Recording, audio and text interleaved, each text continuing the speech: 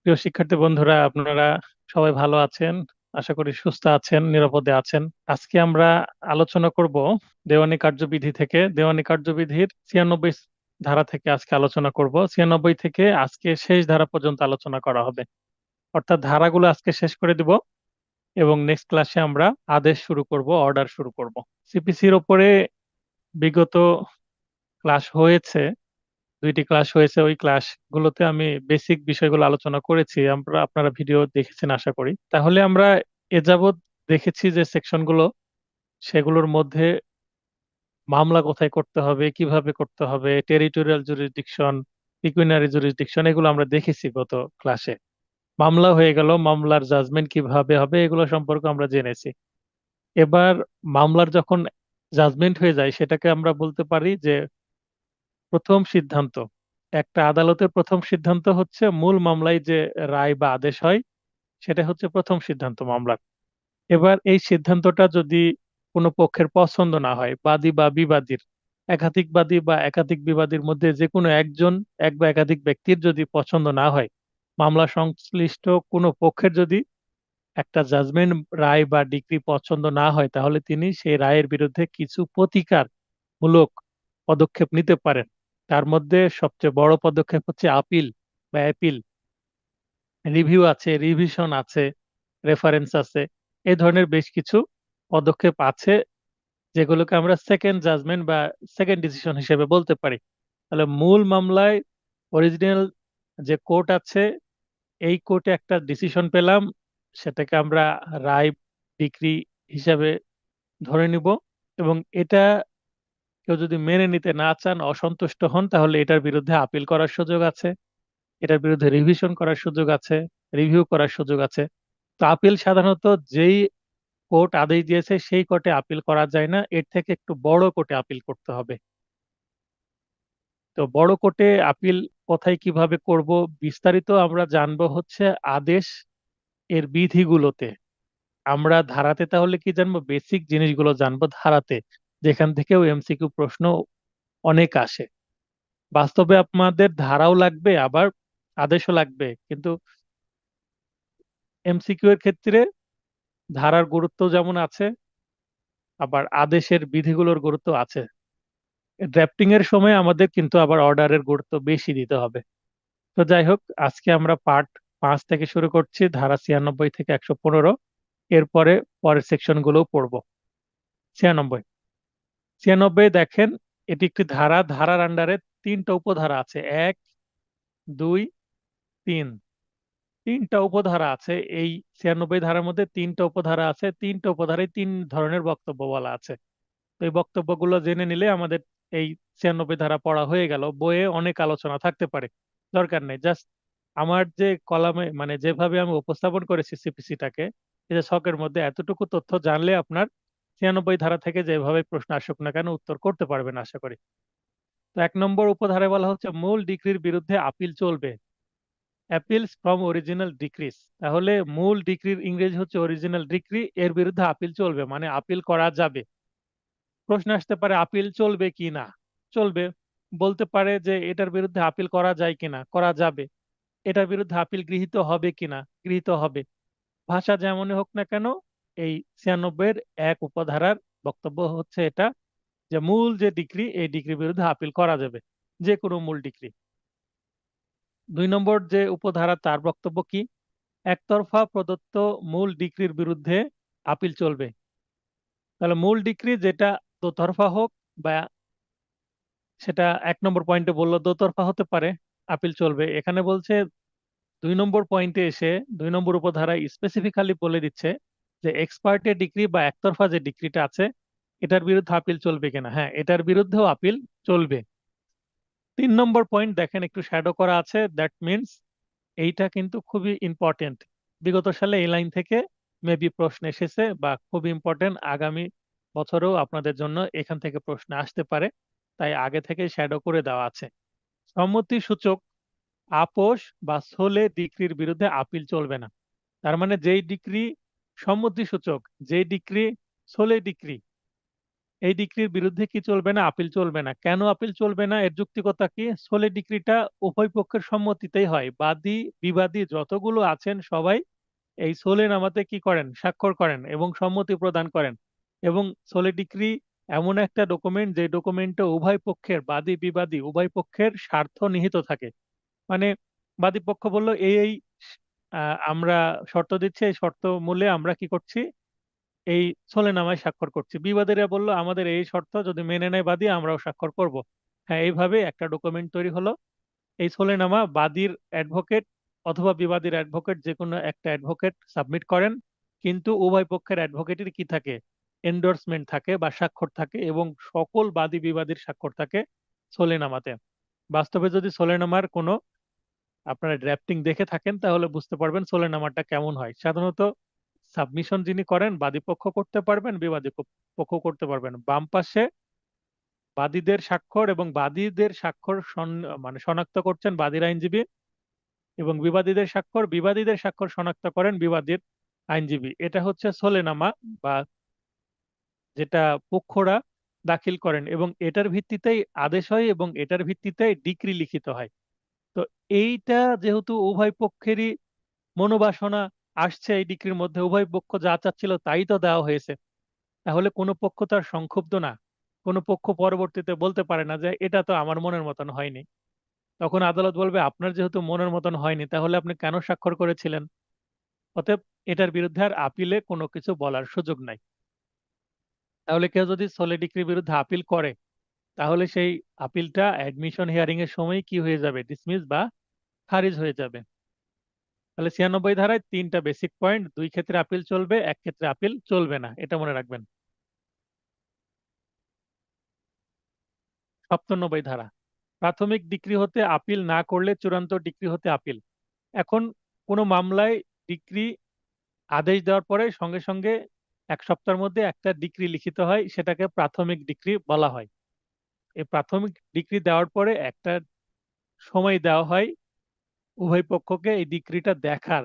দেখার পরে যদি দেখে ডিক্রিতে কোনো প্রবলেম আছে, ক্যালিটি মানে কোনো গাণিতিক বা কোনো দাপ্তরিক ছোটখাটো ভুল আছে, তাহলে এই মিস্টেক গুলো কি করা যাবে? করণিক ভুলগুলো সংশোধন করার সুযোগ দেওয়া হবে, সেগুলো সংশোধন করা যাবে। তো এই কারণেই প্রাথমিক ডিগ্রি হওয়ার পরে চূড়ান্ত ডিগ্রির মাঝখানে মিনিমাম 1 মাসের একটা ডেট থাকে, বাস্তবে এর থেকে বেশিও হয়। 1 বছর পরেও চূড়ান্ত ডিগ্রি হতে পারে। তো কেউ যদি প্রাথমিক ডিগ্রি থেকে আপিল না করে তাহলে কি চূড়ান্ত ডিগ্রি থেকে আপিল করা যাবে কিনা, এটাই 97 ধারার বক্তব্য। দেখা যাক যাবে কিনা। চূড়ান্ত ডিগ্রির বিরুদ্ধে আপিল চলবে। হ্যাঁ, প্রাথমিক ডিগ্রির বিরুদ্ধে কেউ আপিল করেনি, কিন্তু চূড়ান্ত ডিগ্রি যখন দেওয়া হলো তখন আপিল করা যাবে। তবে একটু শর্ত দেওয়া আছে। শর্ত কি? সেক্ষেত্রে প্রাথমিক ডিগ্রির বিষয়ে যে চ্যালেঞ্জ বা ন্যায্যতা অস্বীকার করা যাবে না। প্রাথমিক ডিগ্রিতে যেই বক্তব্যটুকু এসেছিল সেটাকে আর চ্যালেঞ্জ করা যাবে না। চূড়ান্ত ডিগ্রিতে যদি নতুন কোনো কিছু আসে তখন বলা যাবে প্রাথমিক ডিগ্রিতে যা এসেছিল সেটা তো ঠিকই মনে হচ্ছিল আমার, কিন্তু চূড়ান্ত ডিগ্রিতে বাড়তি কিছু এসেছে যেইটা আমার কাছে মানে মেনে নেওয়ার মতো না, আমি এটার বিরুদ্ধে আপিল করতে চাই, তখন আপিল করা যাবে এই গ্রাউন্ডে। 97 তাহলে এখানে শর্তও জুড়ে দিয়েছে। আমি যে সেকশনগুলো পড়াচ্ছি কোনো জায়গায় যদি কনফিউশন থাকে আপনাদের, খুবই সংক্ষিপ্ত যেহেতু আলোচনা, আমি লিখা অল্প দিয়েছি, এর মধ্যে থেকেই মানে আপনার উত্তর করতে পারবেন। কিন্তু প্রবলেম হচ্ছে কি, বর্তমানে কয়েকটি যে প্রশ্ন বার কাউন্সিলের আমরা দেখি বিগত সালের, তাহলে এই যে প্রশ্নগুলো বুঝতে পারলেও অপশনগুলো এত ক্রিটিক্যাল করছে, এত কাছাকাছি করছে, অনেকটা আইডেন্টিক্যাল টুইন্স এর মতন। আইডেন্টিক্যাল টুইন্স কি? মানে যমজ, একেবারে দেখতে একই রকম, এই সামান্য পার্থক্য থাকা হয়তো বা বা নাও থাকতে পারে। তো এই রকম অপশন দিয়ে দেওয়া হয়, আপনি কনফিউশনে পড়ে যান ক হবে না খ হবে। তো এটা বোঝার জন্য আপনাকে ডিপলি একটি সেকশনের যে কনসেপ্ট সেটা বুঝে উত্তর করতে হবে। আর সেটার কাজই আমি করছি ক্লাসে। তাহলে ক্লাসে আপনারা অ্যাক্টিভ আছেন যারা, ক্লাস চলাকালীন যদি প্রশ্ন করতে চান, যেমন 2টা সেকশন পড়ালাম, যে সেকশন পড়াবো ইনস্ট্যান্ট সেই সেকশন থেকে প্রশ্ন করে ফেলতে পারেন, অথবা ক্লাসের শেষেও প্রশ্ন করতে পারেন। 99, মাঝখানের সেকশন গুলো দরকার নেই। মোকদ্দমার ক্ষতি, বা আদালতের এখতিয়ার ব্যাহত না হলে আপিলে, মনে করেন যে একটা মামলা, যে মূল আদালত, যে আদালতে মামলাটা ফাইলিং হয়েছিল, সে আদালত যে রায় বা ডিক্রি দিয়েছেন, সেই ডিক্রির বিরুদ্ধে আপিল করলে যদি মোকদ্দমার কোনো ক্ষতি না হয় বা আদালতের এখতিয়ার ব্যাহত না হয়, তার মানে এখতিয়ার ছিল, তিনি বিচার করেছেন, এখতিয়ার বহির্ভূত কোনো কিছু করেননি, যে আদালত ডিক্রি দিয়েছেন সে আদালতের কথা বলা হচ্ছে। তাহলে ভুল, বিচ্যুতি, অনিয়মের জন্য ডিক্রি বাতিল বা রদবদল করা যাবে না। আপিল আদালতের ক্ষমতা এখানে বর্ণনা করা হচ্ছে 99 ধারায়। আপিল আদালত কি করতে পারবে কি করতে পারবে না সেটা একটু বলে দিচ্ছে। বলছে যে ছোটখাটো ভুল হয়েছে, একটু বিচ্যুতি হয়েছে। বিচ্যুতি বলতে কি, হয়তোবা কিছু বানানগত ভুল হতে পারে, বা হয়তোবা কোনো দাগ সংক্রান্ত বিষয়ে সামান্য ভুল হতে পারে এরকম, বা কোনো অনিয়ম হয়েছে যেটার কারণে আপিল আদালতে হয়তোবা কোনো পক্ষ ডিক্রি বাতিল চাচ্ছে, বিবাদী পক্ষ, বা রদবদল চাচ্ছে।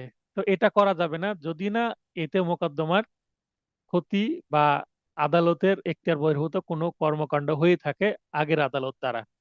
নিম্ন আদালতে যদি এরকম কিছু না হয়, তাহলে উচ্চ আদালত বলবে যে এটা করার তো দরকার নাই, কারণ মামলা তো কোনো ক্ষতি হয়নি, ডিক্রি সঠিকই দেওয়া হয়েছে। তাহলে আপিল আদালত কোনো কিছু করবেন না। 104, আমরা 96 থেকে 99 এই তিনটা সেকশনে আমরা কি পড়লাম, ডিক্রির বিরুদ্ধে আপিল সম্পর্কে পড়লাম। এবার আমরা 104-এ পড়বো হচ্ছে আদেশের বিরুদ্ধে আপিল।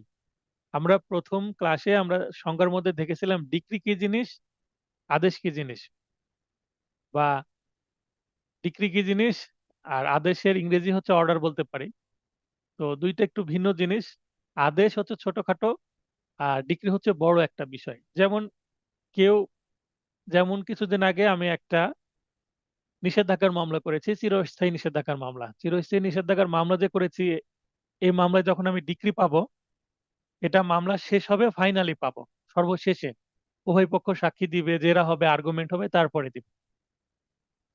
তাহলে শেষে যেটা পাবো সেটা ফাইনালি আমি একটা আউটপুট পেলাম, এটাকে বলা হবে ডিক্রি, জাজমেন্ট আকারে আসবে। আর যদি এই মামলায় আমি আবার কি করেছি, ফাইলিং করার কিছুদিন পরে একটা টেম্পোরারি ইনজাংশন চেয়েছি, যে আমি এই মামলা করাকালীন যে মামলার বিষয়বস্তু সেটা যেন কোনো রদবদল না করে, সেখানে কোনো ক্ষতি না করে, হস্তান্তর না করে বিবাদী, সেটার জন্য তাকে ইনজাংশন দিয়ে বাড়িত করা হোক।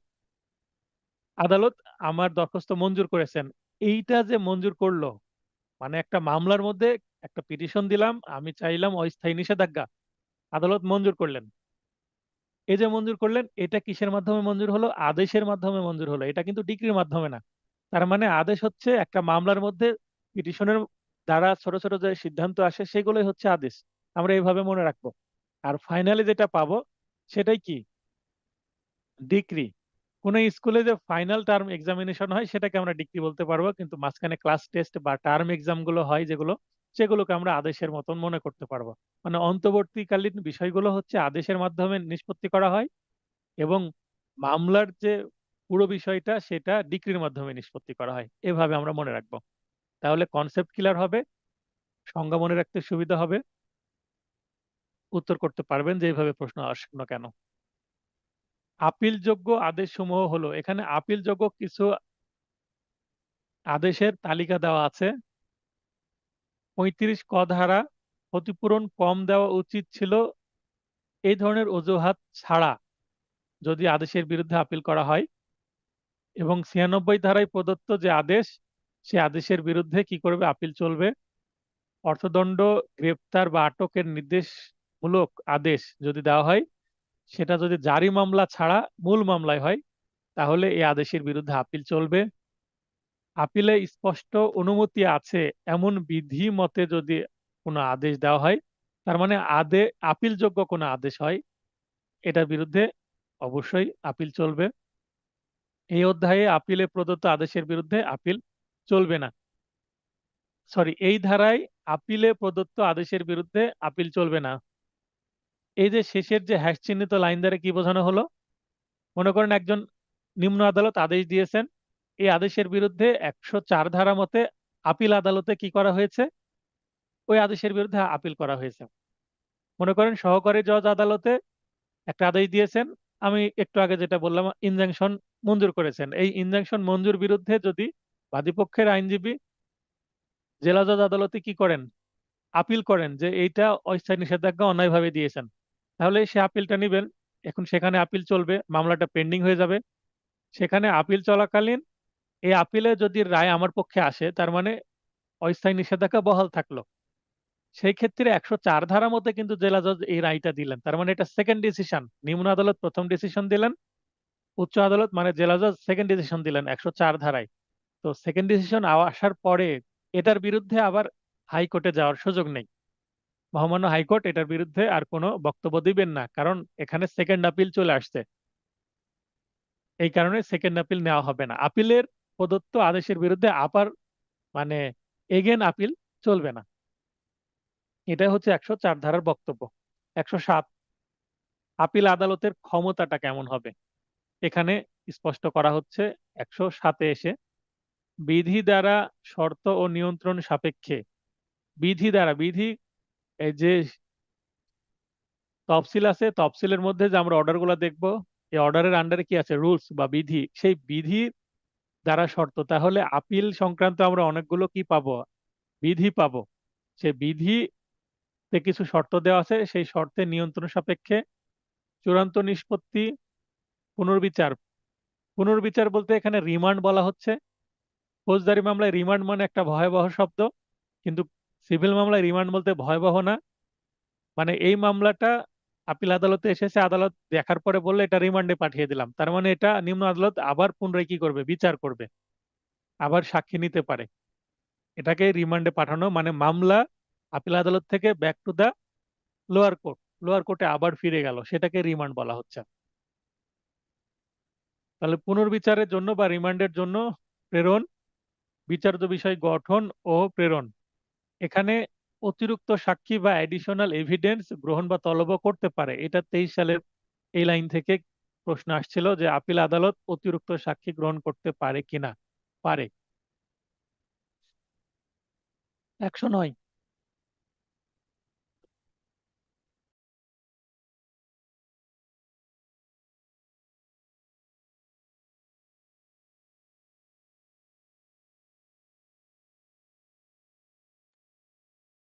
দুঃখিত, 109 বলছে সুপ্রিম কোর্টে আপিল। তো এখানে ফাঁকা রেখেছি কোনো কিছু, মানে এখানে পড়ার কিছু নাই। জাস্ট মনে রাখবেন যে সুপ্রিম কোর্টে আপিল কত ধারায় আছে, সিপিসির 109 ধারায় সুপ্রিম কোর্টে আপিল সংক্রান্তে বলা আছে।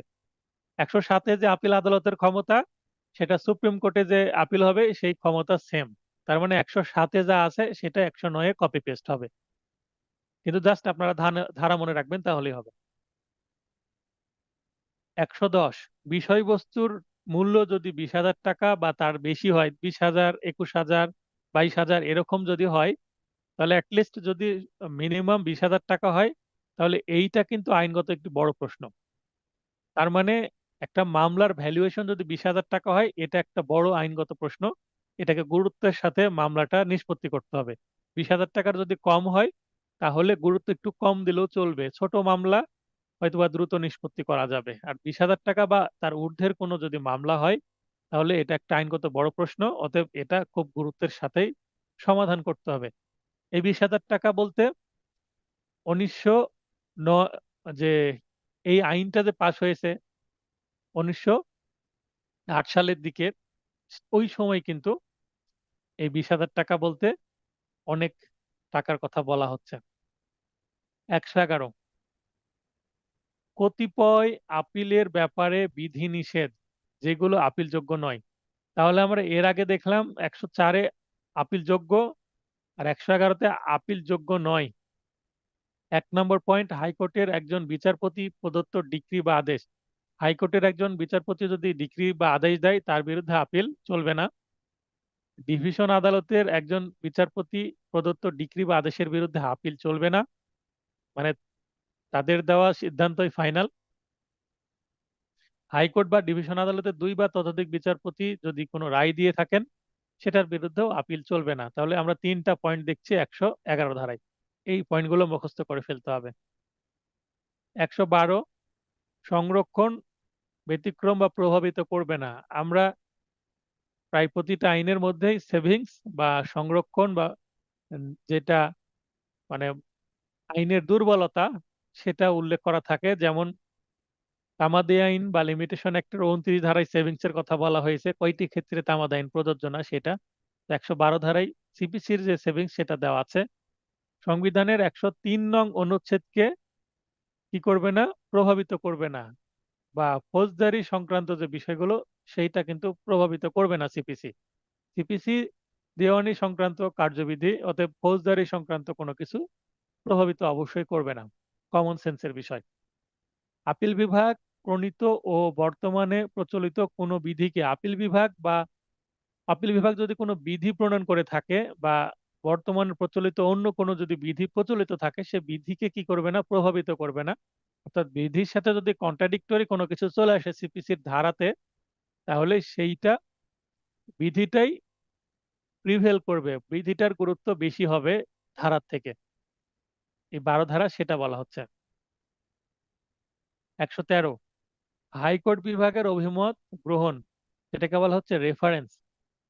কোনো আদালত কারণ উল্লেখপূর্বক প্রেরণ এবং প্রেরণ করার পরে কি প্রেরণ করবেন, একটা মামলার নথি। মনে করেন যে নিম্ন আদালত, সহকারী জজ বা সিনিয়র সহকারী জজ বা যুগ্ম জেলা জজ বা অতিরিক্ত জেলা জজ বা জেলা জজ, এই যে নিম্ন আদালত 5 প্রকারের যে আদালত আছেন, ইনাদের কাছে যদি একটা জটিলতা দেখা যায় একটা মামলা সংক্রান্ত, তাহলে হাইকোর্টের কাছ থেকে কি চাইতে পারেন, অভিমত চাইতে পারেন, ওপিনিয়ন চাইতে পারেন। সেটাকে বলা হচ্ছে রেফারেন্স।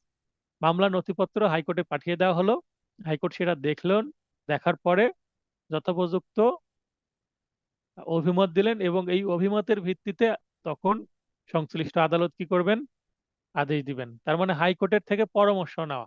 নিজে যখন কোনো কিছু বুঝতে সমস্যা হচ্ছে তখন এইটা হাইকোর্টের কাছে পরামর্শ নিয়ে আদালত করতে পারেন।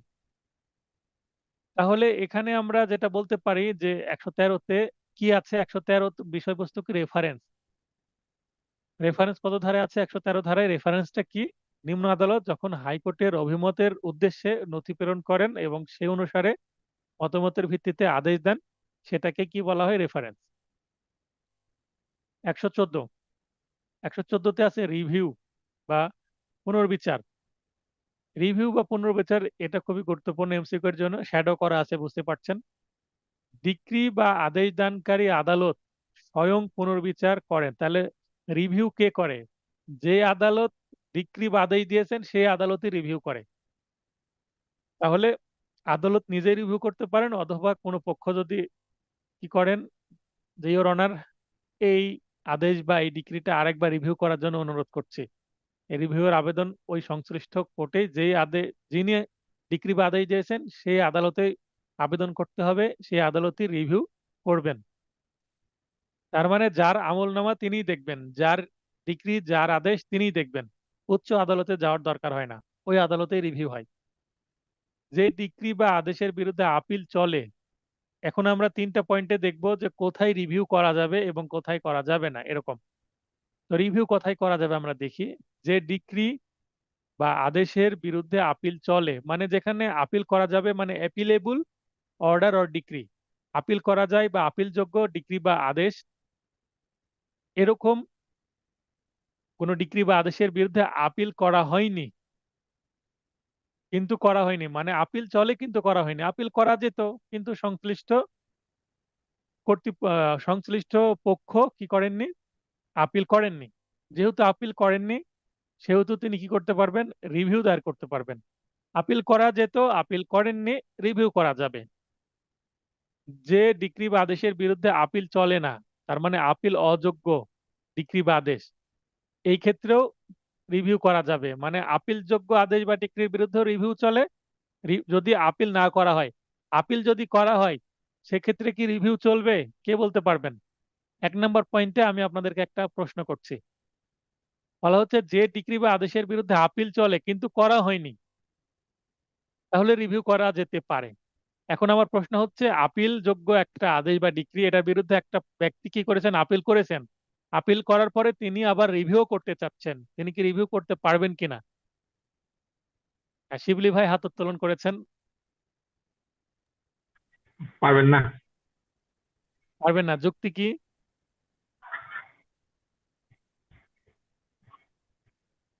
ধারণা থেকে যুক্তি কি, বললাম। পারবেন না কেন? পারবেন না কেন বলেন। এটা ধারণা থেকে বললাম। ধারণা থেকে বললেন, আচ্ছা। তারপরে মিলন ভাই বলেন। শাহেদ ভাই লাইনে থাকেন। আসসালামু আলাইকুম স্যার। ওয়ালাইকুম আসসালাম ভাই, কেমন আছেন? স্যার ভালো আছি, আপনি কেমন আছেন স্যার? এই তো ভালো আছি আলহামদুলিল্লাহ। বলেন, আপিল করা যাবে, স্যার মানে আপিল করা হয়েছে, রিভিউ করা যাবে কিনা? স্যার আপিল এবং রিভিউ একই সাথে চলতে বাধা নেই স্যার, একই সাথে চলতে পারে। না, এখানে আপিল করা, এখানে প্রথম পয়েন্টে বলা হচ্ছে যে ডিক্রি আদেশ বা যে ডিক্রি বা আদেশের বিরুদ্ধে আপিল চলে কিন্তু করা হয়নি, রিভিউ দায়ের করা যাবে। ঠিক আছে? জি। তো এখন জি আপিল করেছে, আপিল করার পরে মনে করেন আপনি আজকে আপিল করলেন, 2 দিন পরে আবার রিভিউ আর আবেদন করছেন, সেটা কি করা যাবে কিনা, এটা প্রশ্ন। যাবে স্যার, যাবে স্যার। যাবে, আচ্ছা। আচ্ছা, শাহিদ ভাই বলেন। আসসালামু আলাইকুম। ভালো আছেন? ওয়ালাইকুম আসসালাম, হ্যাঁ ভালো আছি, বলেন। আচ্ছা, এই ক্ষেত্রে যে ক্ষেত্রে আপিল করা যায় সেক্ষেত্রে আর রিভিউ চলে না, এক্ষেত্রে রিভিশন চলে, রিভিশন করা যায়। আমার প্রশ্ন হচ্ছে, আপিল করলেন আপনি আজকে, আবার 2 দিন পরে রিভিউ সেটার করতে চাচ্ছেন, আবেদন, সেক্ষেত্রে চলবে কিনা, রিভিউ এর আবেদন করা না যাবে সে কিনা? না, রিভিউ এর আবেদন করা যাবে না, কারণ তাহলে আপনি মহিউদ্দিন ভাইয়ের সাথে যাচ্ছেন, মিলন ভাইয়ের বিপরীতে যে যাচ্ছেন। এখন আপনার যুক্তি কি বলেন, যে কেন করা এটা যাবে না? যুক্তি হলো যে আহ, একটা কেসের ফাইনালের ক্ষেত্রে একটা রায়ের রিভিউ করা যায়, কিন্তু যে ক্ষেত্রে আমি আপিল করে ফেলবো, অলরেডি আপিল সেই রায়ে সন্তুষ্ট বা অসন্তুষ্ট, মানে অসন্তুষ্টর জন্যই তো সাধারণত আপিল করে। তো হুম, সেক্ষেত্রে যেহেতু অসন্তুষ্ট রায়ের প্রতি, সেক্ষেত্রে আপিল করা হলে আর রিভিউ এর সুযোগ থাকতেছে না। রিভিউ এর সুযোগ শুধুমাত্র ওই আপিলের আগে রায়ের ক্ষেত্রে, যেটা পুনরায় রিভিউ করা যায় কিনা, পুনর্বিবেচনা করা যায় কিনা, সেই ক্ষেত্রে প্রযোজ্য। আমি যতদূর এক- মানে না, মেসেজ এখানে দিয়েছি। যুক্তিটা আসলো না, আপনি একই কথা একটু বিস্তারিত বললেন। আমার বক্তব্য হচ্ছে, রিভিউ করলে সমস্যাটা কি, রিভিউ করতে দিলে সমস্যাটা কি? রিভিউ এর ক্ষেত্রে সাধারণত রায়টাকে কম, মানে কম বেশি করার জন্য যে আমি কতটুক না করলেও ই সমস্যা চাচ্ছি। কি, আপিলও করেছি, আমি রিভিউ করতে চাচ্ছি, করতে দিলে সমস্যাটা কি? দুইটা তো একসাথে চলতে পারে না, যেহেতু একটা সুযোগ আছে আরেকটা সুযোগ এই ক্ষেত্রে নাই। চলতে পারে না, আপনার বক্তব্য একই হচ্ছে কিন্তু যুক্তি আসছে না তো, কেন চলতে পারে না?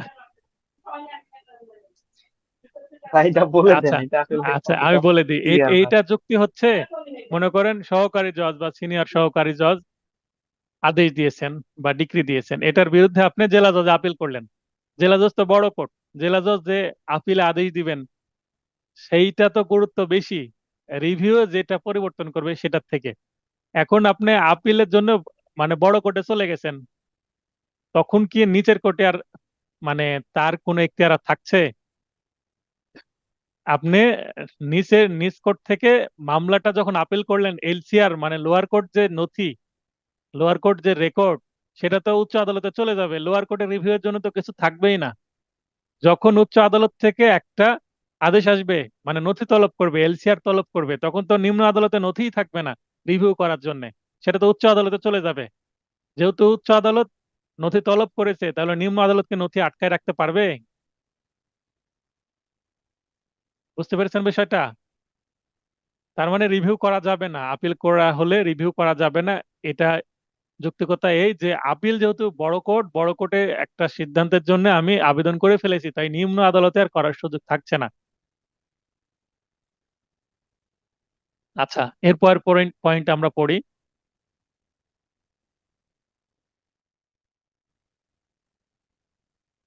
শামসুদ্দিন সাহেবকে সুযোগ দিয়েছিলাম লাইনে আসার 2বার, আপনি আসতে পারেননি। আচ্ছা, নেক্সট আপনি প্রশ্ন করেন, আমরা ক্লাসটা এগিয়ে নিয়ে যাই।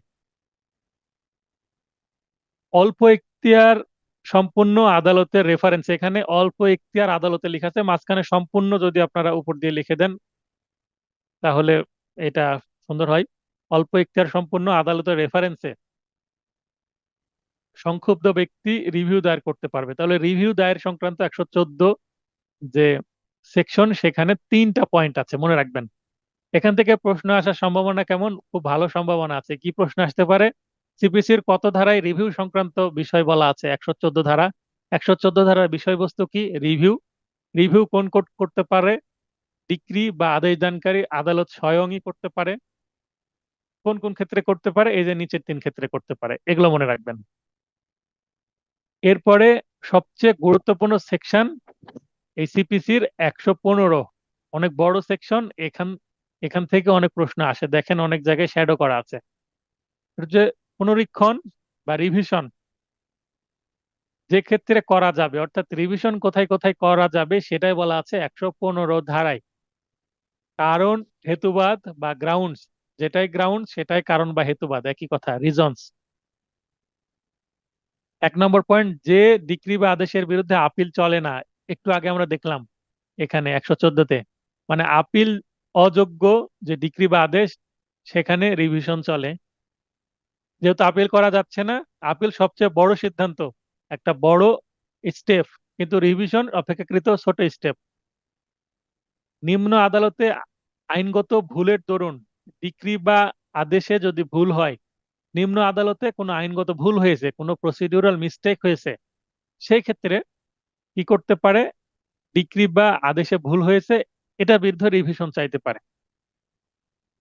তারপরে উক্ত ভুলের দরুন ন্যায় বিচার ব্যাহত হলে রিভিশন চলবে। আর যদি ভুল করার পরেও ন্যায় বিচার ব্যাহত না হয়, যে ভুল করেও এমন ডিক্রি বা আদেশ আসছে যে মামলায় খুব একটা কি হয়নি, এ ভুল যদি নাও করতো, এই একই আদেশ বা ডিক্রি আসতো, সিদ্ধান্ত একই আসতো। ভুল করে যে সিদ্ধান্ত আসছে, ভুল না করলেও সে একই সিদ্ধান্ত আসতো, তাহলে রিভিশন করে খুব একটা ফায়দা হবে না।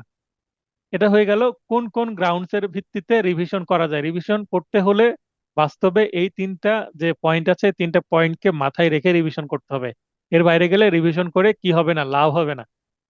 হয়তোবা অ্যাডমিশন হিয়ারিং এর দিকে দিন গ্রাউন্ড ঠিক নেই বলে রিভিশন বাতিল করে দিতে পারে, অথবা রিভিশন কোনোভাবে যদি বিচারক বুঝতে না পেরে রিভিশন গ্রহণ করলেও শুনানির মাধ্যমে এটা বাতিল হয়ে যাবে। অতএব রিভিশনে নিজের পক্ষে কোনো সিদ্ধান্ত আসার সম্ভাবনা কম থাকবে যদি আপনি গ্রাউন্ডস না বুঝেন, এই গ্রাউন্ডস এর মধ্যে যদি না থাকতে পারেন। এই গ্রাউন্ডস এর সাথে অন্যান্য আপনি মামলার স্পেসিফিক গ্রাউন্ড যুক্ত করতে পারেন, কিন্তু এই বেসিক গ্রাউন্ডস গুলো রাখতেই হবে। এবার এবার আমরা দেখব তামাদি আইনের বিষয়টা এর মধ্যে ঢুকানো আছে। মানে তামাদি আইনে আমাদের যাওয়ার দরকার হচ্ছে না, রিভিশন সংক্রান্ত তামাদি আইনে কি নাই, বিধান নাই। আমরা জানি যে তামাদি আইনে রিভিশন দায়ের সংক্রান্ত কোনো কি নাই, বিধান নাই। তাহলে রিভিশনের বিধানটা সিপিসির মধ্যেই দিয়ে দেওয়া আছে, দেখেন। জেলা জজ বা অতিরিক্ত জেলা জজ প্রদত্ত ডিক্রি ও আদেশ যেটা আপিল অযোগ্য। তাহলে জেলা জজ বড় কোর্ট, অতিরিক্ত জেলা জজ পাশাপাশি বড় কোর্ট, এই দুইটা কোর্টের ডিক্রি বা আদেশের বিরুদ্ধে যেখানে আপিল করা যায় না, সেখানে রিভিশন করা যায়। কোথায় করতে হবে? হাইকোর্টে। কারণ জেলা জজের উপরে মানেই তো হাইকোর্টে যেতে হবে। জেলা পর্যায়ে জেলা জজই হচ্ছে সর্বোচ্চ কোর্ট। অতিরিক্ত জেলা জজও ওই জেলা জজ পর্যায়েরই কিন্তু কোর্ট। তাই হাইকোর্টে যেতে হবে, তাই একটু বেশি সময় দিতে হবে। হাইকোর্টে নথিপত্র নিয়ে যেতে হবে, অনেক সময় রাজশাহী থেকে ঢাকা যেতে, নাটোর থেকে ঢাকা যেতে সময় লাগবে না? এই কারণে 90 দিন, একটু বেশি সময় দিতে হবে। তারপরে যুগ্ম জেলা জজ বা জয়েন্ট ডিস্ট্রিক্ট জাজ, সিনিয়র সহকারী জজ, সহকারী জজ প্রদত্ত। তাহলে আমরা দেখছিলাম যে জেলা জজ এবং অতিরিক্ত জেলা জজ জেলা পর্যায়ের সর্বোচ্চ 2টি কোর্ট। জেলা জজের যে এখতিয়ার, অতিরিক্ত জেলা জজের কিন্তু সেম জুরিসডিকশন, একই ক্ষমতা সম্পন্ন। তো তাদের বিরুদ্ধে অবশ্যই আমাকে রিভিশন করতে হবে মহামান্য হাইকোর্টে, সেটা ডিক্রি হোক বা আদেশ হোক। কিন্তু তার নিচে যে 3টা কোর্ট আছে, তাহলে 2টা কোর্ট উপরে চলে গেল, তার নিচে 3টা কোর্ট কি কি থাকলো? যুগ্ম, সিনিয়র এবং সহকারী। যুগ্ম জেলা জজ, সিনিয়র সহকারী জজ এবং সহকারী জজ, তাদের যে বড় সিদ্ধান্ত মানে ডিক্রি, এই ডিক্রি যদি আপিল অযোগ্য হয়, আপিল অযোগ্য কেন বলছি? কারণ আপিল যোগ্য হলে সেটার বিরুদ্ধে কি করা যায় না, রিভিশন করা যায় না। আর আপিল অযোগ্যর ক্ষেত্রে রিভিশন চলে, মানে যেখানে আপিল সেখানে রিভিশন যেতে পারে না, আর যেখানে আপিল যেতে পারে না সেখানে রিভিশন যায়। ব্যাপারটা এরকম। তার মানে আপিলের বিকল্প হচ্ছে রিভিশন, যেখানে আপিলের সুযোগ দেওয়া হয়নি সেখানে রিভিশনের সুযোগ দেওয়া হয়েছে। তাহলে ডিক্রি যেটা আপিল অযোগ্য, এটার বিরুদ্ধে মহামান্য হাইকোর্টে যেতে হবে 90 দিনের মধ্যে তামাদের মেয়াদ। এরপরে নিচের যে ছোট তিনটা কোর্ট আছে, যুগ্ম জেলা জজ, সিনিয়র সহকারী জজ এবং সহকারী জজ, ইনাদের যে আদেশ মানে ছোট সিদ্ধান্ত, দেখবেন যে এই তিনটা কোর্টের বড় সিদ্ধান্ত হাইকোর্টে যেতে হবে, তিনটা কোর্টের ছোট সিদ্ধান্ত মানে আদেশ বা অর্ডার যেটা আপিল অযোগ্য অবশ্যই, এটা জেলা জজের কাছে গেলেই হবে, হাইকোর্টে আর যাওয়ার দরকার হচ্ছে না। জেলা জজ যেহেতু নিজ জেলার জেলা জজ, তাই বেশি দিন সময় লাগবে না সবকিছু গুছিয়ে নিতে ফাইলিং এর জন্য, তাই 30 দিন সময়টা যথেষ্ট। মনে করেন আমাদের রাজশাহীর যুগ্ম জেলা জজ, এখান থেকে জেলা জজের কাছে আমি রিভিশন করব, তাহলে 30 দিনই এনাফ। কিন্তু আমি যদি রাজশাহী থেকে হাইকোর্টে যেতে চাই, মামলার কপি রেডি করতে হবে, হাইকোর্টের লয়ার হায়ার করতে হবে, হাইকোর্টের সেই আইনজীবীর কাছে সবকিছু পৌঁছাতে হবে, তিনি সময় মতো ফাইলিং করবেন, অনেক কর্মযজ্ঞ আছে, এই কারণে সময়টা একটু বেশি দেওয়া হয়। এবং হাইকোর্টে কোনো রিভিশন করার জন্য খরচ যেহেতু একটু বেশি হবে, তাই যিনি মক্কেল তার এই বাজেটটা ম্যানেজ করা তো একটা বিষয় হয়, তাকে সিদ্ধান্ত নিতে হয় যে সে রিভিশন আদৌ করবে কিনা, এটার জন্য আসলে সময়টা একটু বেশি দেওয়াটাই যৌক্তিক। আমরা এই যৌক্তিকতা আইনের মাধ্যমে বুঝতে পারবো না, এটা মানে বাস্তব কমন সেন্স থেকে যৌক্তিকতাটা বুঝবো যে হাইকোর্টে কেন 90 দিন এবং জেলা জজে কেন 30 দিন। তাহলে আমরা কমন সেন্সের সাথে বাস্তবে রিলেট করে যদি পড়লে আমরা মনে রাখতে পারবো। তাই এই বিষয়গুলো আমি একটু জানালাম। এরপরে রিভিশন নিয়ে যে বক্তব্য, সেটা নিচে কিছু পয়েন্ট আমি দিয়ে দিয়েছি। জেলা জজ রিভিশন অতিরিক্ত জেলা জজের নিকট হস্তান্তর করেন সাধারণত, কারণ অতিরিক্ত জেলা জজের কাছে সরাসরি কোনো রিভিশন আপিল কোনো কিছুই করা যায় না। অতিরিক্ত জেলা জজ চেয়ে থাকেন কার দিকে? জেলা জজের দিকে। জেলা জজ যেগুলো নথি পাস করবেন মানে হস্তান্তর বা ট্রান্সফার করবেন, সেগুলোই তিনি দেখবেন, তাছাড়া দেখার সুযোগ নাই।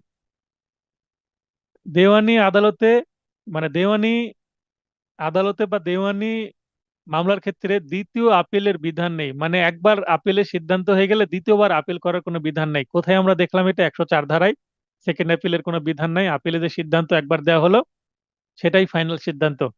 কিন্তু ফৌজদারিতে আছে, ফৌজদারিতে কিন্তু দ্বিতীয় আপিল করা যায়, সেকেন্ড আপিল করা যায়, আপিল আদেশের বিরুদ্ধে আবার আপিল করা যায়, সে আদেশটা যদি খালাস অথবা অপর্যাপ্ত দণ্ড হয় এবং এটার বিরুদ্ধে কেউ যেতে চায়। আমি এক্সপেক্ট করছিলাম আসামিদের মিনিমাম 7 বছরের জেল হবে, কিন্তু দিয়েছে 2-1 বছরের জেল। আমার পছন্দ হলো না। আমি এই যে সাজা বৃদ্ধি করার জন্য আমি হাইকোর্টে আবার কি করতে পারি? আপিল করতে পারি, সেটা সেকেন্ড আপিল ফৌজদারিতে, ক্রিমিনাল মামলার ক্ষেত্রে, কিন্তু সিভিল মামলার ক্ষেত্রে করা যাবে না। জেলা জজ যদি কোনো আপিলের সিদ্ধান্ত দেয়, সেটার বিরুদ্ধে হাইকোর্টে যাওয়া যাবে ঠিকই, কিন্তু সেটা রিভিশন আকারে, আপিলের বিরুদ্ধে রিভিশন করা যাবে হাইকোর্টে, কিন্তু আবার এগেন আপিল করা যাবে না। দেওয়ানিতে হাইকোর্টের অনুমতি সাপেক্ষে দ্বিতীয় রিভিশনের বিধান আছে। অনুমতি সাপেক্ষে দ্বিতীয় রিভিশন, অনুমতি সাপেক্ষে কোনো কিছু করাকে বলে লিভ টু রিভিশন। দেখবেন অনেক সময় leave to appeal, leave to revision এই শব্দগুলো পাবো। তো লিভ টু বলতে আগে অনুমতি চাইবো, যে মহামান্য আদালত যদি অনুমতি দেয় তাহলে রিভিশনটা উনি গ্রহণ করবেন, আর অনুমতি না দিলে আর ফাইলিং করারই সুযোগ থাকছে না। তার মানে ফাইলিং এর আগে আগে দরখাস্ত দিয়ে অনুমতি নিতে হবে, সেটাকে বলা হয় লিভ টু রিভিশন বা লিভ টু অ্যাপিল। এটা কোথায় আছে? লিভ টু রিভিশনের বক্তব্য বা দ্বিতীয় রিভিশনের বক্তব্য কোথায় আছে? 115 ধারার উপধারা 4-এ আছে। আমি এখানে ব্র্যাকেটে দিয়ে দিয়েছি উপধারা 4-এর বক্তব্য, যদি আসে যে দ্বিতীয় রিভিশনের বিধান কোথায় আছে, 115 ধারার উপধারা 4-এ আছে। অনেক সময় উপর ধারাকে টার্গেট করেও কিন্তু প্রশ্ন অপশন সেট করা হয়, অতএব উপধারাটা মনে রাখাটা জরুরি। কিন্তু ফৌজদারিতে নেই। ফৌজদারিতে কি নেই? দ্বিতীয় রিভিশন নাই। দেওয়ানিতে রিভিউ এর বিধান আছে, কিন্তু ফৌজদারিতে নেই। দেওয়ানিতে রিভিউ করা যায়, ফৌজদারিতে রিভিউ এর কোনো বিধান নাই। এগুলো মনে রাখতে হবে আপনাদের, বাস্তবে কাজে লাগবে, ভাইভাতে কাজে লাগবে। বা অনেক সময় আপনি কোর্টে গেলে কলিগরা প্রশ্ন করবে এগুলো আপনি বুঝেন কিনা, ক্লিয়ার কিনা এগুলো নিয়ে। তো 115 96 থেকে 115 পর্যন্ত গুরুত্বপূর্ণ এমসিকিউ দিয়েছি, এই এমসিকিউ গুলো আপনারা দেখে নেবেন। যে এমসিকিউটার উত্তর নিয়ে আপনাদের আপত্তি আছে বা বুঝতে পারছেন না, অবশ্যই আমাকে নক করবেন, মেসেজ দিবেন হোয়াটসঅ্যাপে, আমি বুঝিয়ে দেব। কেউ যদি আমার কাছে কোনো কিছু জানতে চাই মেসেজ করে, আমি কাউকে নিরাশ করি না। আমি যখনই হোক সময় দিই, সেদিনই হোক, ইনস্ট্যান্ট হোক বা একদিন দুই দিন পরে হলেও আমি সময় দিই। আপনার আগের ব্যাচ আমাকে প্রচুর প্রশ্ন করতো, এই ব্যাচে প্রশ্নের সংখ্যাটা কম।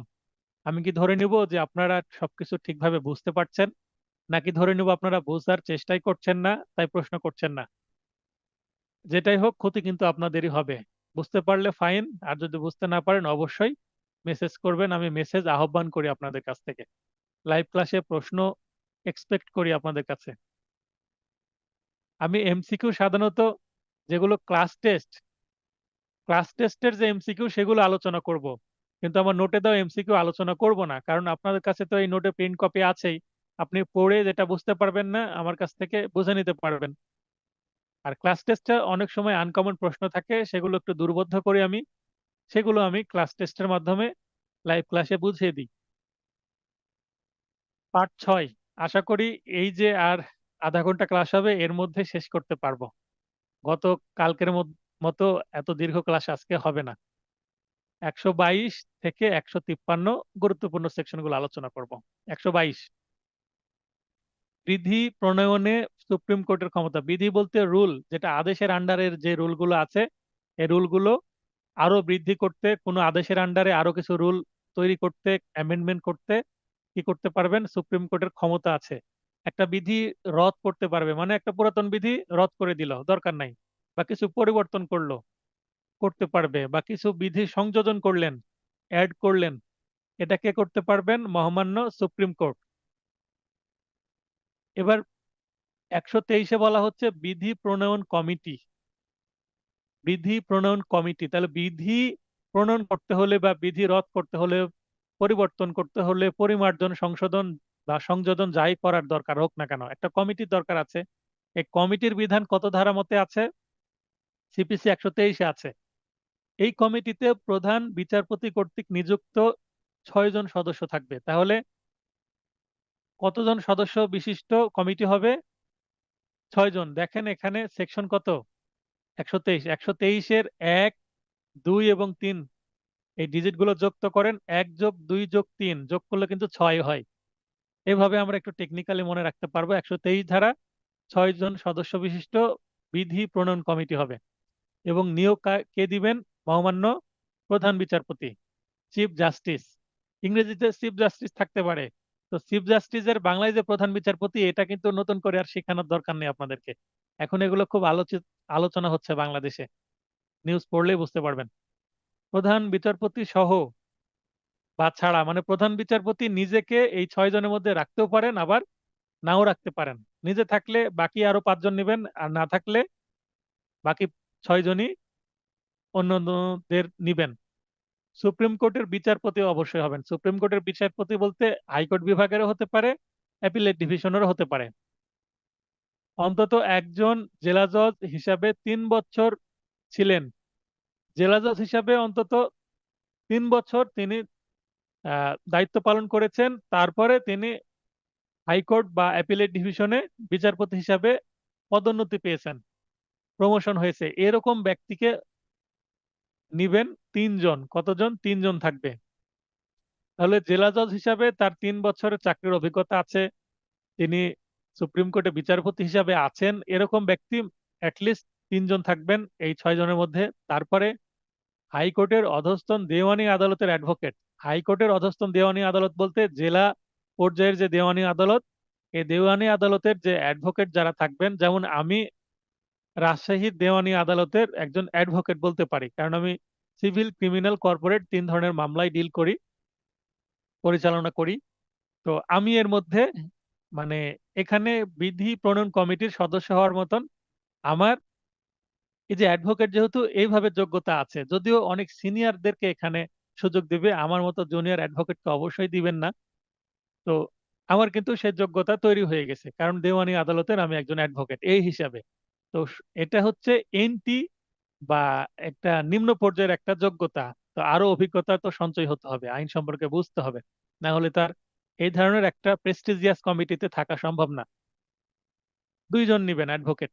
তারপর হাইকোর্টের অধস্তন দেওয়ানি আদালতের জজ, তার মানে জেলা জজ বা অতিরিক্ত জেলা জজ, যুগ্ম জেলা জজ, এই যে 5 প্রকারের যে কোর্ট আছে, নিম্ন আদালত, সেখান থেকে জজ নিবেন একজন। তাহলে এই মুহূর্তে যদি আমি প্রশ্ন করি যে 123 ধারা মতে যে 6 জন সদস্য হবেন বিধি প্রণয়ন কমিটিতে, এখানে বিচারক কতজন থাকবেন? কেউ তো দিতে পারবেন, বিচারক কতজন থাকবেন? 6 জনের মধ্যে বিচারক কতজন থাকবেন? 6 জনের মধ্যে বিচারক থাকবেন 4 জন এবং অ্যাডভোকেট থাকবেন 2 জন। আসতে আপনারা দেরি করেছেন তাই বলে দিলাম। দেখেন এখানে 2 জন অ্যাডভোকেট এবং 3 জন বিচারপতি আর একজন হচ্ছে জজ। তাহলে জজ এবং বিচারপতি উভয়কেই আমরা কি বলতে পারবো? বিচারক বলতে পারবো। 128 ধারা, যে বিষয়ে বিধি প্রণীত হতে পারে, তাহলে বিধি প্রণয়নের ক্ষেত্র কি, কোন ক্ষেত্রে বিধি প্রণয়ন করা যাবে, মানে বিধি প্রণয়ন এর জায়গা, কোন কোন জায়গায় বিধি প্রণয়নের সুযোগ আছে। তো মূল কার্যবিধির সাথে অসামঞ্জস্যপূর্ণ হবে না, মানে এই যে কার্যবিধি আছে, মূল কার্যবিধি, এই মূল কার্যবিধির সাথে সামঞ্জস্যপূর্ণ একটা বিষয় রেখেই বিধি প্রণয়ন করা যাবে। তাছাড়া যদি অসামঞ্জস্যপূর্ণ হয় তাহলে করা যাবে না, সামঞ্জস্যপূর্ণ হলে করা যাবে। তার মানে কন্ট্রাডিক্টরি হবে না, এমন বিধি তৈরি করা হলো যেটা কোনো ধারার সাথে কন্ট্রাডিক্টরি হচ্ছে, এমন বিধি প্রণয়ন করা যাবে না। 132, কতিপয় মহিলার ব্যক্তিগত হাজিরা থেকে অব্যাহতি। এখানে সিপিসি, আমাদের ইসলাম ধর্মে কিন্তু মহিলাদের মানে লেডি যারা আছেন তাদেরকে সম্মান দেওয়া হয়েছে। সিপিসিও কিন্তু অতিরিক্ত সম্মান দিচ্ছেন মহিলাদের। কেন সম্মান দিচ্ছেন? কোন মহিলাদের সম্মান দিচ্ছেন? দেশের প্রথা ও রীতি অনুসারে যে মহিলাকে জনসম্মুখে আনা যাবে না। কাদেরকে জনসম্মুখে আনা যাবে না?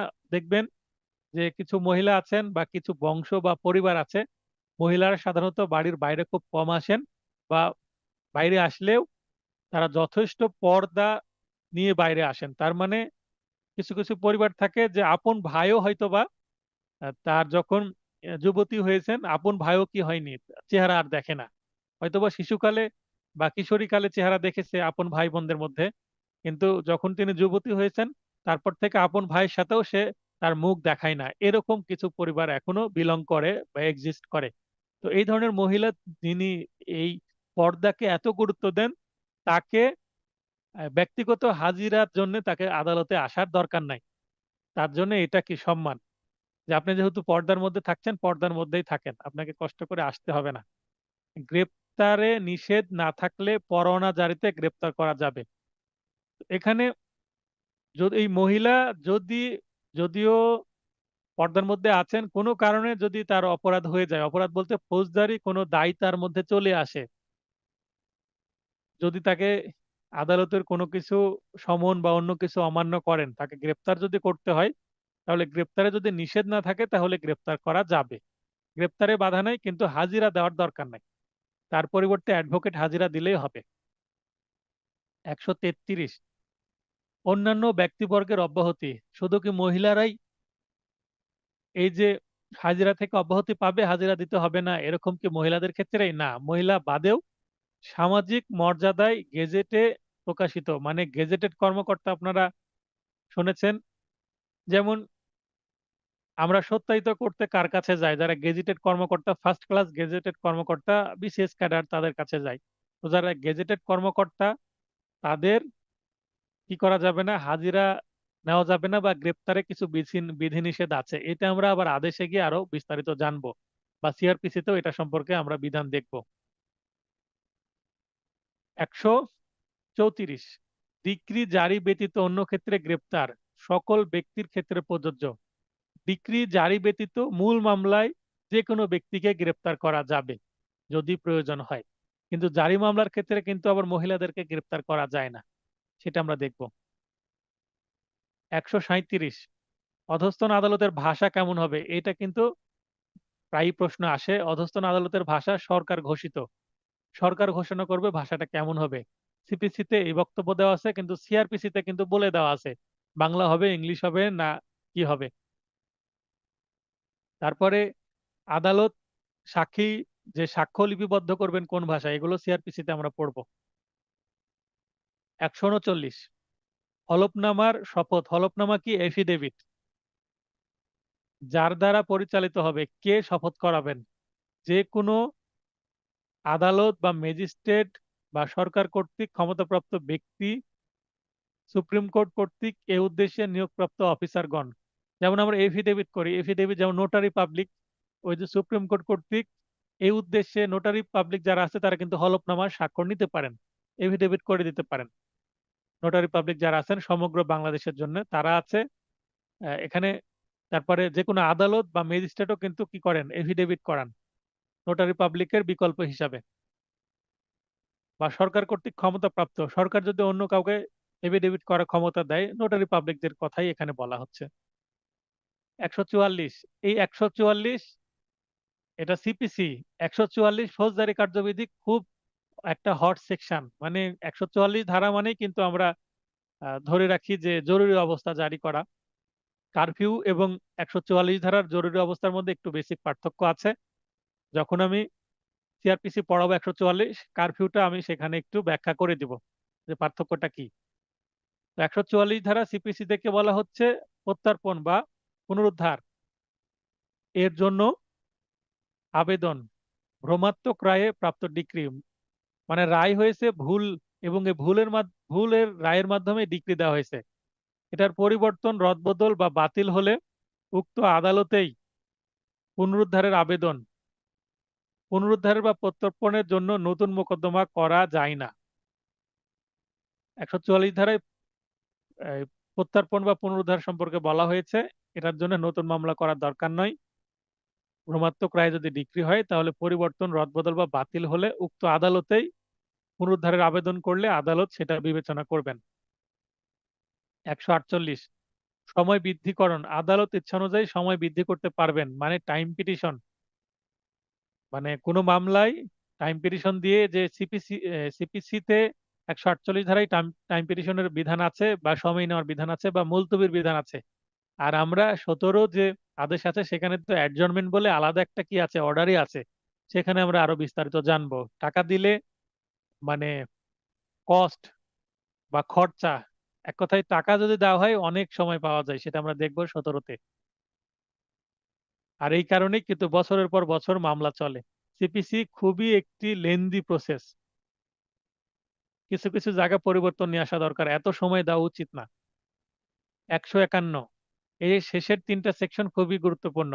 এখান থেকে মামলা, এখান থেকে প্রশ্ন আসে এমসিকিউ রিটেনে। আদালতের অন্তর্নিহিত বা সহজাত ক্ষমতা, এটাকে বলা হয় inherent power of the court. তো সহজাত ক্ষমতা সংরক্ষণ করা হয়েছে 151 ধারায়, আদালতকে সহজাত ক্ষমতা দেওয়া হয়েছে। আমরা দেখব যে সিআরপিসি তে বলে বলে দেওয়া আছে মহামান্য হাইকোর্টের সহজাত ক্ষমতা। মানে সেখানে সেকশনে বলে দেওয়া আছে যে হাইকোর্টের সহজাত ক্ষমতা, যেখানে কিন্তু বলে দেওয়া নাই যে কোন কোর্টের সহজাত ক্ষমতা। তাই সিপিসির ক্ষেত্রে কিন্তু সকল আদালত, যতগুলো আদালত আছে, লোয়ার 5 প্রকার কোর্ট আছে, নিম্ন আদালত, সহকারী জজ, সিনিয়র সহকারী জজ, যুগ্ম জেলা জজ, অতিরিক্ত জেলা জজ, জেলা জজ, মহামান্য হাইকোর্ট বিভাগ, মহামান্য আপিল বিভাগ, এই সকল প্রকারের যে সিভিল জুরিসডিকশনের ক্ষমতা সম্পন্ন যতগুলো কোর্ট আছে সবাই এই 151 ধারার অন্তর্নিহিত ক্ষমতা ব্যবহার করতে পারেন। শুধুমাত্র হাইকোর্ট না, সকল civil courts, all civil courts can practice the inherent power of the section 151 of the CPC। তো সিপিসির যে 151 ধারার যে বিধান, ইনহারেন্ট পাওয়ার, সকল দেওয়ানি আদালত প্র্যাকটিস করতে পারেন, এটা মনে রাখবেন, খুবই গুরুত্বপূর্ণ একটি পয়েন্ট। তো আসলে অন্তর্নিহিত ক্ষমতাটা কি? টু ডু জাস্টিস মানে ন্যায় বিচার, জাস্টিস মানে ন্যায় বিচার করা, and to undo injustice, injustice মানে অন্যায়, তাহলে অন্যায় আটকানো, ন্যায় বিচার করা এবং অন্যায় আটকানো, অন্যায় না হতে দেওয়া, এটাই হচ্ছে ইনহারেন্ট পাওয়ার এর উদ্দেশ্য। কোন কোন ক্ষেত্রে করতে পারে? 2টি ক্ষেত্রে ইনহারেন্ট পাওয়ার অ্যাপ্লাই করতে পারে, ন্যায় বিচারের স্বার্থে এবং কার্যধারার অপব্যবহার রোধকল্পে। এখানে যে 2টা পয়েন্ট, এটা কিন্তু এই যে ইংলিশ যে বাক্য, এখান থেকে কিন্তু চলে আসছে।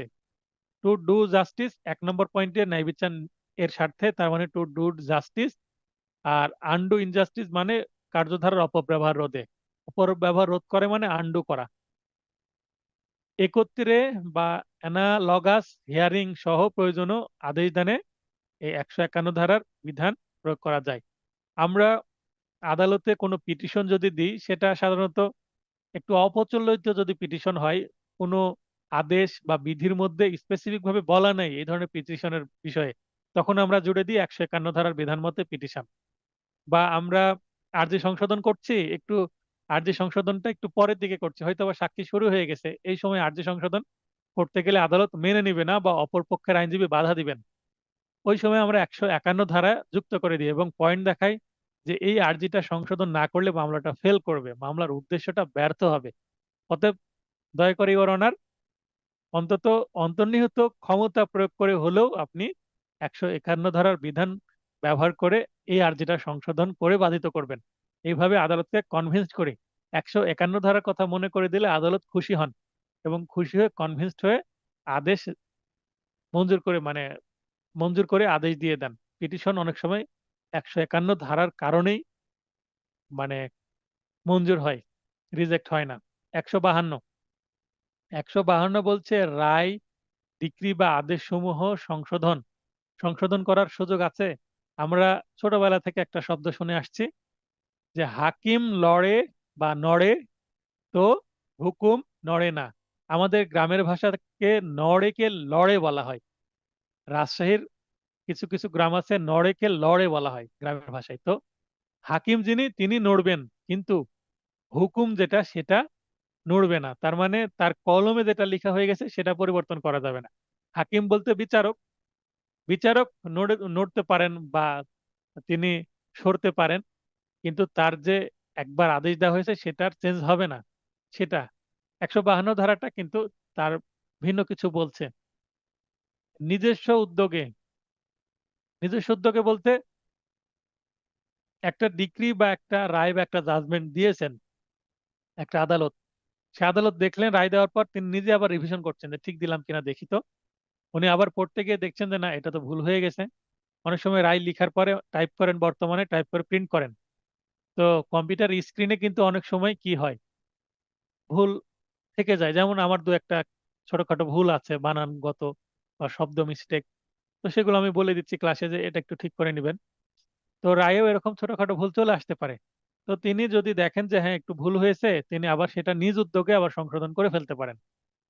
অথবা আবেদন ক্রমে কি আবেদন করবেন, বাদী বা বিবাদী যার ডিক্রির স্বার্থ সংশ্লিষ্ট কোনো ব্যক্তি আবেদন যদি করে আদালতের কাছে, ইওর অনার এই রায় এখানে একটু ভুল আছে, একটু সংশোধন করে দেন, 152 ধারার বিধান মতে তিনি সংশোধন করতে পারবেন। সবগুলো কি সংশোধন করতে পারবেন না, ছোট ছোট বিষয়গুলো সংশোধন করা যাবে। কোনগুলো ছোট বিষয়? করণিক। করণিক বলতে যেইটা ভুল করেছেন সেরেস্তাদার, সেরেস্তাকে বলা হয় ক্লার্ক। ক্লার্ক যে মিস্টেকটা করে সেটাকে বলা হয় করণিক ভুল বা ক্ল্যারিক্যাল মিস্টেক। তো এই ক্ল্যারিক্যাল মিস্টেক ইংলিশেও কিন্তু আসতে পারে অপশনে, এমসিকিউ প্রশ্নের অপশনে ক্ল্যারিক্যাল মিস্টেক শব্দটা আসতে পারে করণিক শব্দের পরিবর্তে। অথবা গাণিতিক, গাণিতিকের পরিবর্তে কি আসতে পারে, অ্যারিথমেটিক, এরকম শব্দ আসতে পারে। তারপরে আকর্ষিক ভুল বা বিচ্যুতি শুদ্ধ করতে পারবে। তাহলে কি কি করতে পারবে 152 ধারায় এখানে বলা আছে। ইংলিশ গুলো যদি দেখতে চান দয়া করে একটু বিয়ার একটা দেখে নিবেন 152 ধারা, তাহলে ইংলিশ গুলো সেখানে অবশ্যই দেওয়া আছে। 153, সংশোধন করার সাধারণ ক্ষমতা।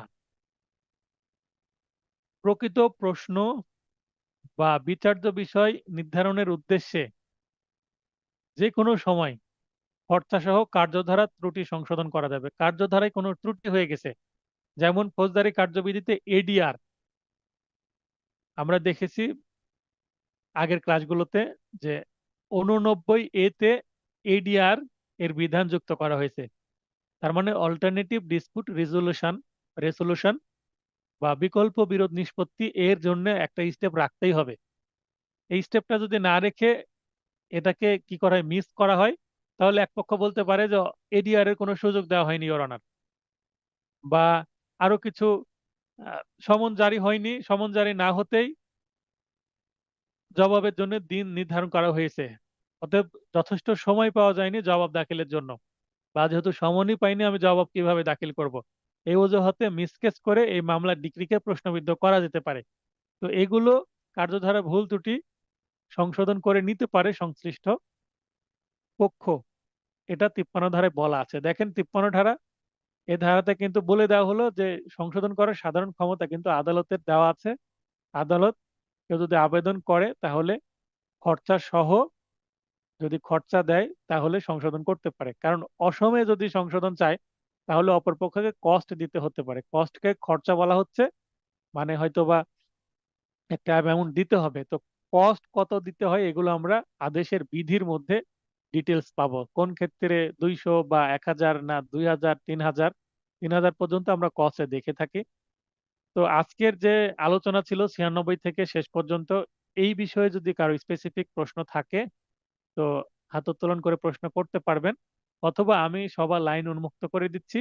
যারা যারা প্রশ্ন করতে চাইবেন তারা তারা কি করবেন,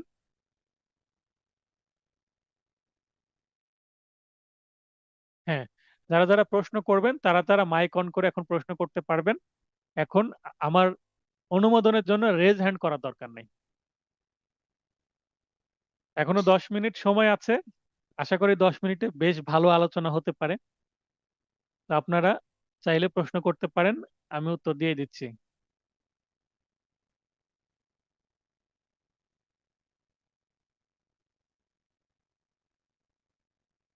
দেখেন, 23 সালে একটা প্রশ্ন এসেছে রিসেন্টলি, দেওয়ানি আদালত কোন ক্ষেত্রে অন্তর্নিহিত ক্ষমতা প্রয়োগ করতে পারে না।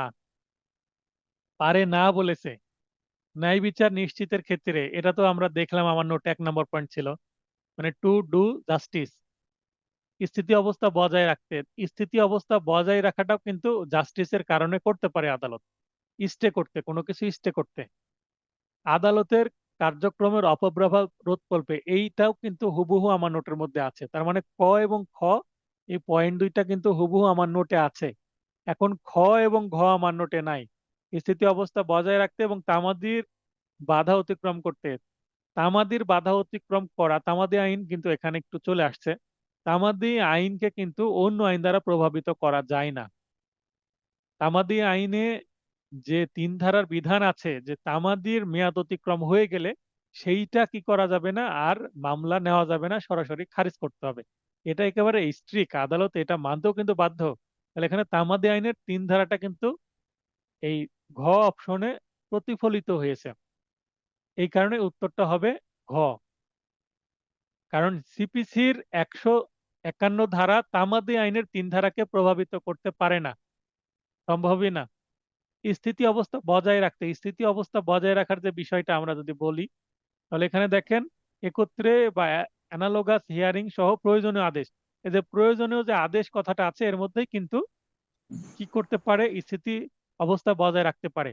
এখন এই যে প্রয়োজনীয় আদেশ বলে একটা শব্দটা ঢুকিয়ে দেওয়া হয়েছে, এই প্রয়োজনীয় আদেশের মধ্যে কিন্তু এই ধরনের আরো 10-20 রকমের পয়েন্ট আসতে পারে। কোনগুলো প্রয়োজনীয় আদেশ? আদালতের ন্যায় বিচার নিশ্চিতের স্বার্থে অথবা কার্যক্রমের অপব্যবহার রোধকল্পে। একটা কার্যক্রম আসতে, একটা মামলাটা মনে করেন যে রেস সাবজুডিসের একটা বিষয় চলে আসলো। এখন অপরপক্ষ রেস সাবজুডিস দাবি করছে যে এইটার বিষয়ে আরেকটা মামলা আছে ওর অনার, এর মধ্যে 151 ধারা উনি প্রবেশ করিয়ে অ্যাপ্লিকেশন দিতে পারে। তখন পরে মামলাটা কি করতে পারে, স্থির করে দিতে পারে, স্টে করে দিতে পারে। এটাও তো একটা স্থিতি অবস্থা। তাহলে 10 ধারাতেও পারছেন উনি, আবার এখানে এসে 151 ধারাটা একত্রিত করে পারছেন। এটা সহজাত ক্ষমতা, কিন্তু অন্তর্নিহিত ক্ষমতা আর সহজাত ক্ষমতা যেহেতু একই কথা, এটা প্রয়োগ করে করতে পারছেন। তো কেউ যেহেতু প্রশ্ন করছেন না, আর যদি এখানে দেখেন আরেকটা প্রশ্ন আসছে 23 সালে। 23 সালের প্রশ্নগুলো কেন আলোচনা করছি, কারণ 23 সালের প্রশ্নের প্যাটার্নের ভিত্তিতে কিন্তু পরবর্তীতে আপনাদের যে পরীক্ষাটা হবে এবার, সেইটার কিন্তু প্রশ্নের আন্দাজ আমরা করতে পারি। ডিক্রিতে বাদীর জমির মোট পরিমাণ ভুল লেখা হলে, তাহলে জমির পরিমাণ মনে করেন 33 শতক, মানে 1 বিঘা। কিন্তু ভুল করে সেখানে লেখা হয়েছে 3 শতক, কোথায় 33 কোথায় 3, কমিয়ে দিয়েছে 10 গুণ কম। তাহলে এটা সিপিসি এর কোন ধারা অনুযায়ী প্রতিকার আছে, কোন ধারায় প্রতিকারটা আছে? এখানে 52 ধারায় প্রতিকার আছে। তো এখানে 52 ধারায় ডিক্রিতে বাদীর জমির যে মোট পরিমাণ ভুল হয়েছে, এটা কি ধরনের মিস্টেক? গাণিতিক ভুল, এটা অ্যারিথমেটিক মিস্টেক। মানে জমির পরিমাণ লিখতে গেলে তো আপনাকে একটা সংখ্যা লিখতে হবে, পরিমাণ লিখতে হবে। 33 শতক বা 1 বিঘা বা 20 কাঠা, যেভাবে লিখেন না কেন, ডেসিমালে লিখেন আর শতক শতাংশ বা একরে লিখেন না কেন, সে মোট পরিমাণটা ভুল লিখেছে। 10 একরের কাছে 2 একর লিখেছে, বা 100 একরের কাছে 10 একর লিখেছে। তাহলে এটা গাণিতিক ভুল বা অ্যারিথমেটিক মিস্টেক, এটার কারণে এটা 52 ধারায় আসবে। এটা দেখেন, এই যে গাণিতিক, গাণিতিক যে ভুল, করণিক গাণিতিক, এটা 52 ধারার মধ্যে অলরেডি আমার নোটে আছে। তো এটা যে গাণিতিক ভুল, এটা আপনাকে বুঝতে হবে। আমার নোটে কিন্তু বলা নাই যে মোট জমির পরিমাণ ভুল হলে, তো মোট জমির পরিমাণ ভুল মানে গাণিতিক ভুল, এটা আপনাকে বুঝে উত্তর করতে হবে। তাহলে এটাকে আমি দাবি করতে পারি আমার নোট থেকে কমন? হ্যাঁ, আমার নোট থেকে হুবহু কমন না, কিন্তু বুঝলে আবার আমার নোট থেকে কমন। এটা এটা 23 সালে কমন ছিল। তো যেহেতু আপনারা প্রশ্ন করছেন না, সেহেতু ক্লাসটা শেষ করে দিই। সবাই সাবধানে থাকবেন, সুস্থ থাকবেন। শুভরাত্রি।